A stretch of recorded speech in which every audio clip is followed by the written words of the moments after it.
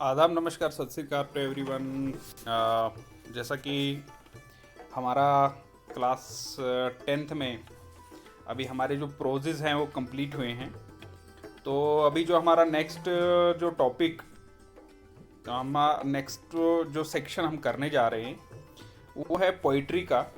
और पोइट्री पे जाने से पहले डायरेक्ट जो हमारी पोइम्स हैं उस पर जाने से पहले हम थोड़ा पोइट्री के बारे में डिस्कस करेंगे और थोड़े से पोइटिक डिवाइसेस को भी हम देखते हैं, दो तीन पोइटिक डिवाइसेस को।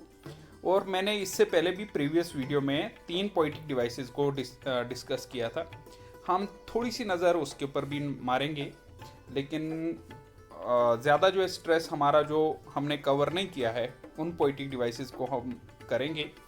और ये क्लास 9th और क्लास 10th, इवन की क्लास 8th, सभी क्लासेस के लिए ये पोइटिक डिवाइसेस इंपॉर्टेंट है। तो आज हम उसी को करने जा रहे हैं। तो सबसे पहले हम समझेंगे कि what is poem, what is poetry, what is poetry. तो poetry is a figurative language. What is figurative language? कि फिगरेटिव लैंग्वेज क्या होता है कि जब एक ऑथर या राइटर या पोइट हम बोलेंगे, जब वो अपने वर्ड्स को इस तरीके से कंपोज करता है कि उससे एक मैसेज हम तक आता है। जैसे अगर सिंपल भाषा में बोलें कि तुम बहुत सुंदर हो, तो अगर इसी चीज़ को हम पोइटिक लैंग्वेज में या फिगरेटिव लैंग्वेज में बोलें तो हम बोल सकते हैं कि तुमको देखकर फूलों को पसीना आ गया, चांद भी तुमको देखकर शर्मा गया। या फॉर एग्जाम्पल बहुत सारे एक पोइट ने यूज़ किया है, अगर हम बोलें कि मेरा देश बहुत सुंदर है, मुझे मेरा देश बहुत प्यारा है, और इसी बात को पोइट ने कैसे बोला है, सारे जहां से अच्छा हिंदोसिता हमारा, हम बुलबुलें हैं इसकी ये गुलसिता हमारा, यूनान मिस्र रोमा सब मिट गए जहां से, अब तक मगर है बाकी नामो निशां हमारा। तो वो क्या करता है कि वो फिगरेटिव यानी एक ऐसे अंदाज में अपनी बात को कहता है कि हमें पता ही नहीं चलता कि डायरेक्ट लैंग्वेज में नहीं बोलता, लेकिन इनडायरेक्टली इस तरीके से हमारे ऊपर प्रभावित करता है कि हमें हम लोग जो है उसे बहुत मुतासिर होते हैं। अब ये फिगर ऑफ स्पीच किसको हम बोलते हैं? तो इसमें पोइट्री में जो है बहुत सारे फिगर ऑफ स्पीच यूज करते हैं ये पोइट्स। तो words or phrase that make our language beautiful, यानी ऐसे वर्ड्स या ऐसे फ्रेजेस जो हमारी लैंग्वेज को खूबसूरत बनाते हैं, ठीक है, उसको बोलते हैं, या इम्प्रेसिव बनाते हैं, उसको बोलते हैं हम फिगर ऑफ स्पीच। तो फिगर ऑफ स्पीच ये हमारा पोइटिक डिवाइस है। तो आज हम कुछ पोइटिक डिवाइस के ऊपर डिस्कस करेंगे। तो उससे पहले हम पोइट्री क्या है, a type of literature that express ideas feelings or tell story in a specific form. यानी टाइप ऑफ लिटरेचर है ये, जिसमें हम एक पोइट जो है, एक इंसान जो है अपने आइडियाज़ और फीलिंग्स को एक स्टोरी में लिख देता है, ठीक है।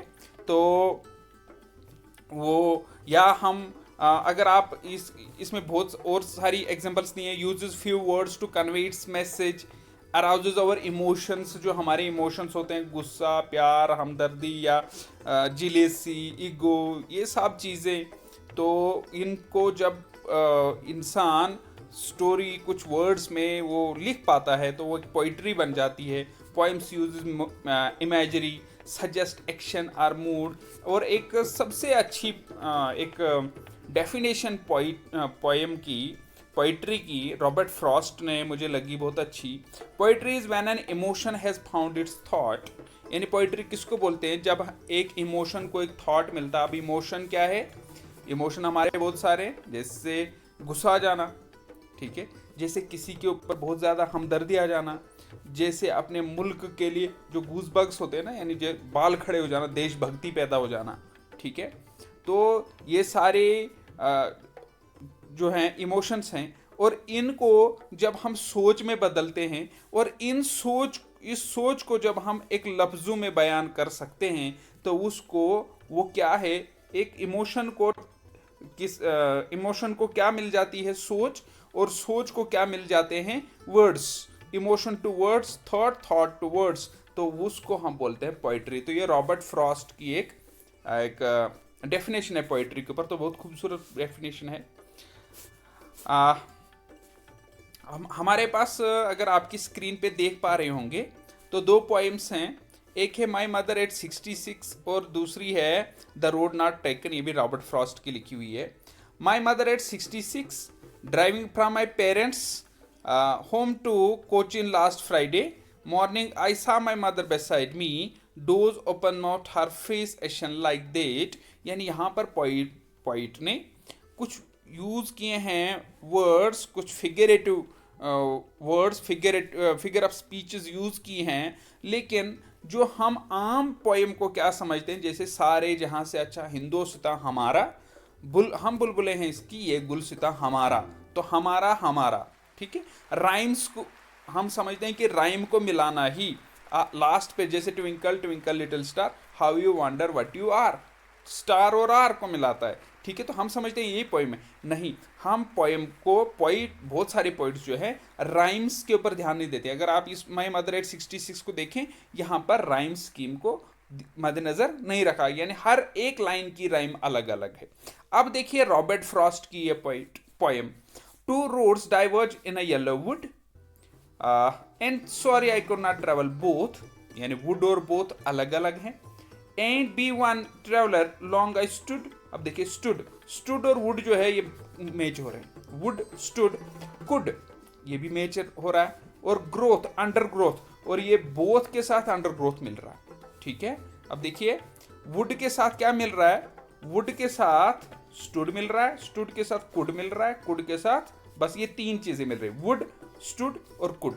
यानी अगर इसको माने हम, पहली वाली लाइन को माने ए, दूसरी को लाइन माने हम बी, तीसरी को हम क्या मानेंगे, ये स्टूड क्या है, ये भी ए के साथ राइम करती है, इसको भी मानेंगे हम। तो अगर इसकी राइम नहीं मिलती इसको मानते हम सी, जैसे आप my mother at 66 A, driving from my parents home B, क्योंकि ये मिल नहीं रही है, to Cochin last Friday morning I saw my mother beside me to C, यानी ये सब अलग अलग राइम्स इसकी है।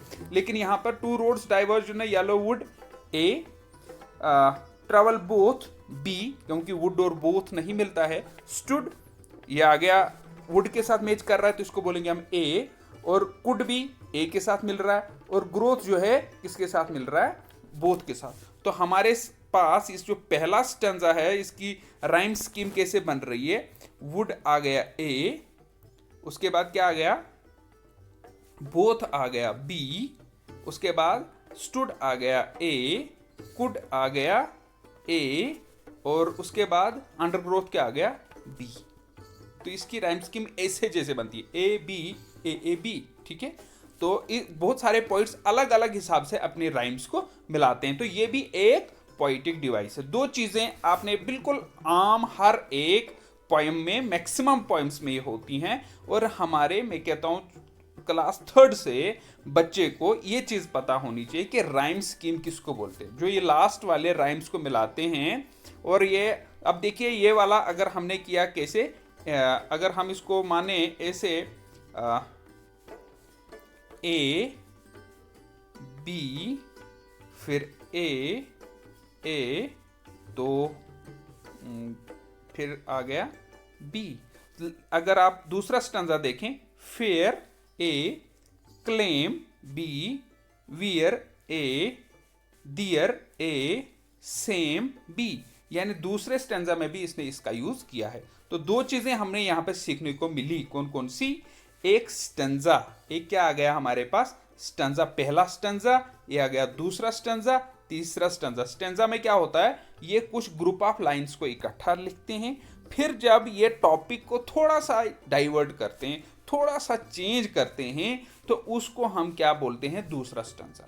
यानी जब एक सोच होती है, यहां पर जैसे ये बोलता है येलो वुड था, ट्रेवल बोथ, मैं दोनों पे नहीं चल सकता था, कब तक मैं वेट करता, और यहाँ पर कुछ घास भी बनी हुई थी, ठीक है। अब दूसरे पे क्या बोलता है, दूसरा स्टैंजा क्या चेंज कर देता है, then took the other a just as fair, फिर मैंने दूसरे को देखा वो भी, यानी अब ये पहले वाले को देख रहा है, यहाँ दूसरे, जब ये दूसरे रास्ते को देख रहा है तो यहाँ पर इसने दूसरा स्टैंजा स्टार्ट किया, ठीक है।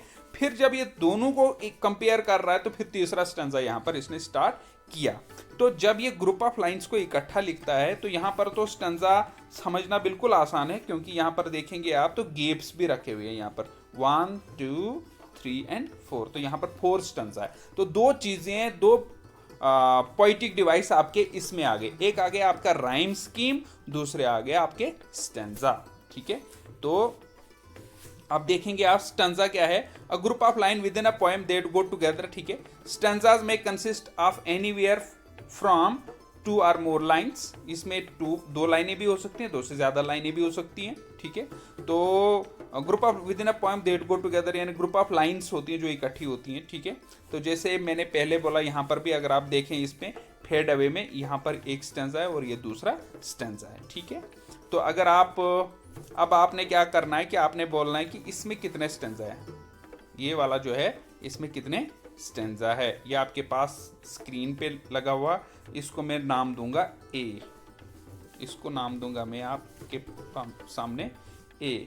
तो ए वाली पिक में, ये वाली ए वाली पिक में आपके कितने स्टैंजा हैं आपने बोलना है, ठीक है।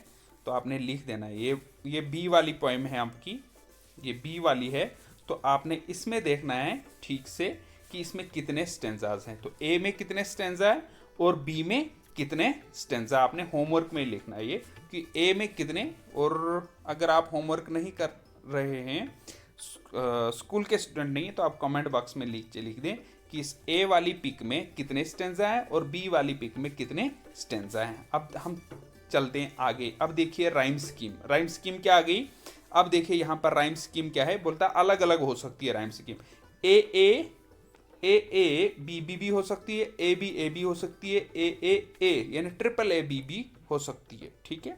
अब देखिए यहाँ पर क्या है, हम थोड़ा आसान करने के लिए वाला पढ़ेंगे साइड। अब देखिए यहाँ पर साइड ए ऑल आ गया, बी डियर आ गया, सी, यानी यहाँ पर मिल ही नहीं रहा है, ये तीनों अलग अलग है। लेकिन फॉल, ऑल और फॉल मिल रहा है तो बी, यानी यहाँ पर अब राइम स्कीम क्या आ गई, ए बी सी बी, क्योंकि ये बी हमने यहाँ पर दोबारा क्यों लगाया, क्योंकि ये बी के साथ मैच कर रहा है, ठीक है। अब देखिए इसमें ये देखिए red, roses red, violets are blue, तो अलग है ना। I am out of my head, तो हेड और रेड मिल रहा है तो ये ए आ गया। तो थिंकिंग ऑफ यू, ब्लू और यू मिल गया, तो ये वाली राइम स्कीम इधर में बी आ गया, तो क्या आ गया, ए बी, ठीक है। अगर आप यहाँ पर देखें कॉर्नफ्लेक्स तो डिश तो अलग अलग है, नून अलग है, स्पून तो ये मिल रहे हैं ना, नून स्पून, तो यहाँ पर क्या आ गया, A B C, swish dish के साथ मिल रहा है ना, तो बी, ठीक है, बी। तो एक स्टैंजा में, ये एक ही स्टैंजा में हमने देखना है कि राइम स्कीम क्या होगी। तो जो राइम स्कीम पॉइंट पहले वाले स्टैंजा में रखता है, मोस्टली वही वाली राइम स्कीम जो दूसरे स्टैंजा में भी होती है, ठीक है, मोस्टली ऐसा होता है। अब चलते हैं हम, ये हमारी राइम स्कीम आ गई, स्टैंजा आ गए, दो पोइटिक डिवाइस हमने आ गए, ठीक है। अब आपके पास जो है एक और जो मैंने बोला था वहां पर ए और बी, ये आपके सामने है पेज सी, वहां पहला था ए, आपने बोलना है ए में कितने, how many stanzas are in on a page, how many stanzas are on B page, and what is rhyme scheme of C page, page number C. तो अब देखिए यहां पर क्या है, ham, am, boat, goat, house, mouse, में पूरा नहीं पढ़ूंगा, आपने ये वाला याद रखना, ham, am, boat, goat, house, mouse. तो इसकी आपने राइम स्कीम निकालनी है, सी की आपने क्या करना है, राइम स्कीम को ढूंढना है। तो अब एक और चीज आती है इंटरनल राइम। ये इंटरनल राइम क्या होती है, the rhyming of words with in one line of the poetry, यानी एक ही लाइन में भी राइम स्कीम हो सकती है। जैसे यहां पर क्या लगाया है, Jack Sprat could eat no fat, तो स्प्रैट और फैट को मिलाया है, यानी एक ही। Peter pumpkin beat eater, Peter Peter pumpkin eater. ज़्यादा नर्सरी जो पोएम्स होती हैं उनमें इस तरीके की राइम्स मिलाई जाती हैं। जब एक ही लाइन में राइम मिल रहे हो तो उसको बोलते हैं हम इंटरनल राइम। क्या बोलते हैं हम? Internal rhyme. तो ये आ गया राइम स्कीम, इंटरनल राइम, और तीसरा आ गया स्टैंजा। अब देखिए पर्सोनिफिकेशन, ये हमने पहले भी किया था। When human character is given to some non human things, जब नॉन ह्यूमन चीज को ह्यूमन कैरेक्टर दिया जाता है तो उसको बोलते हैं हम पर्सोनिफिकेशन। जैसे हमने बोला था ट्रीज आर रनिंग, तो ट्रीज कभी दौड़ सकते हैं क्या? नहीं, तो इसलिए वो क्या आ गया? Personification. The car danced, car नाच रही है, तो ये क्या आ गई? पर्सोनिफिकेशन। ठीक है।